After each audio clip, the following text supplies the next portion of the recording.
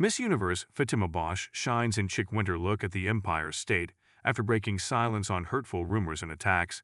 Nawat Itsaragrisil, director of Miss Universe Thailand, filed a formal complaint in Thailand against Fátima Bosch. Fátima Bosch may be navigating one of the most dramatic starts to a Miss Universe reign in recent memory.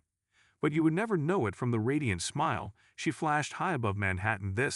The newly crowned Miss Universe 2025 lit up the 86th floor of the Empire State Building, showing off a polished winter look as she took in the sweeping skyline and greeted the crowds eager to meet her. Her visit to the landmark, part of the long-standing New York debut for every Miss Universe winner, came just hours after Bosch publicly broke her silence regarding the swirling rumors, fraud accusations, and personal attacks that have followed her since she won the crown on November 21. For the 26-year-old Mexican beauty queen, the day became a striking blend of glamour and grit, a moment to celebrate her milestone while standing firm against the scrutiny that has shadowed her early reign. Bosch arrived in New York and immediately dove into a schedule packed with iconic city stops. Before stepping onto the Empire State Building's open-air deck, she made a heartfelt visit to St. Patrick's Cathedral, where she prayed before the Virgin de Guadalupe, a spiritual touchstone she has long regarded as the mother figure of her homeland. She followed that with a stop at the Consulate of Mexico in New York, where she spoke with community members and met Consul Marcos Bucio. It was a very interesting morning in which I had the opportunity to meet part of our migrant community and see the great work being done to provide them support, security, and better opportunities. She continued, I thank Consul Marcos Bucio for all his attention and for welcoming me with such warmth. My admiration and congratulations for the extraordinary work he does.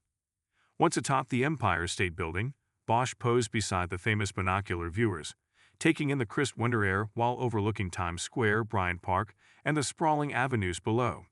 She smiled for photographers, greeted the media, and shared the moment with her mother, who joined her for the milestone. She toured the building's museum and the legendary King Kong exhibit, complete with the giant gorilla's hand bursting through the wall.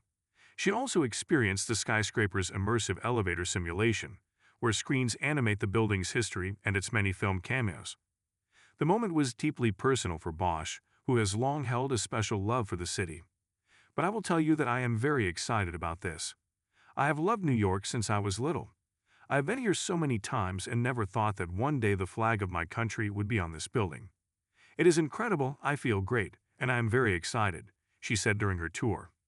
Her polished appearance and upbeat energy stood in stark contrast to the serious headlines she addressed earlier in the week.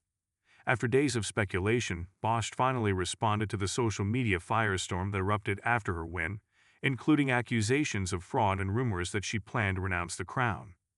Speaking on Hoy Dia, she dismissed the claims with firmness and clarity. Of course not, because I deserve this crown and I deserve this sash. The reality is that many things can be said, but I repeat, there is only one truth. I made the same effort as all my fellow contestants. I made the same commitment as all my fellow contestants. And we went through exactly the same tests, and I won. So why would I give up something I worked for? She affirmed. She'd also described how the controversy has affected her personally, acknowledging the emotional toll of the criticism. I am 25 years old. I had never been in this environment. Of course it hurts. Of course it hurts because they attack my family, they attack me, but when God puts a purpose in your heart, there will be a lot of adversity, and I will not stop being here because I am in Miss Universe solely for philanthropy and social causes. The latest defamation lawsuit against Miss Universe Fátima Bosch. Complicating matters further is the legal action initiated by Nawat Itsaragrisil, director of Miss Universe Thailand, who filed a formal complaint in Thailand following a tense incident in early November. His team claims the dispute was the result of a linguistic misunderstanding. We want to reaffirm that Mr. Nawat Itsaragrisil never called Ms. Fátima Bosch dumped. What he said was damage, which can be clearly heard in the voice recordings that have already circulated widely across various platforms, his lawyers stated. The renewed legal friction added yet another layer of pressure to Bosch's first days as the new Miss Universe.